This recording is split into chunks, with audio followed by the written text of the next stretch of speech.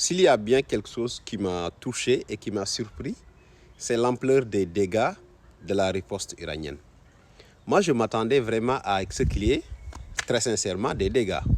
Des dégâts, voilà, par-ci, par-là. Mais si je vois à travers les réseaux sociaux, pas à travers les médias de propagande, mais à travers les réseaux sociaux, les images des rues de Tel Aviv, on sent nettement qu'en réalité, le dôme de fer a explosé. Et peut-être même que le dôme de fer n'a jamais été aussi sophistiqué qu'il le disait. C'était juste un mythe qu'il utilisait pour essayer de terroriser les gens. Mais cette riposte iranienne a prouvé en réalité que du côté de l'Iran, il y a quelque chose. Et je vous assure que l'Iran peut faire très très très mal à l'Israël. Ça, c'est moi qui vous le dis. Parce que déjà, l'Israël, pour détruire l'Iran, ne peut que procéder par des frappes à distance. Parce que le territoire iranien, personne, il n'y a pas un pays au monde qui ose faire descendre son armée sur ce territoire-là. Un territoire escarpé, très montagneux.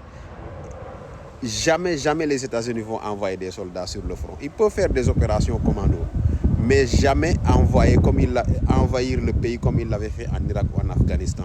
C'est impossible.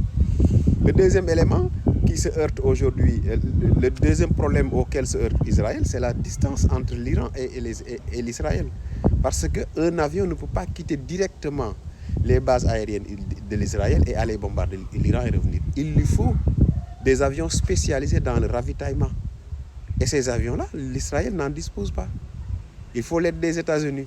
Donc, ce qui fait que les Iraniens aussi aujourd'hui, ils ont très bien compris, ils ont privilégié les missiles balistiques et les missiles hypersoniques. Et ça explose le dôme de fer.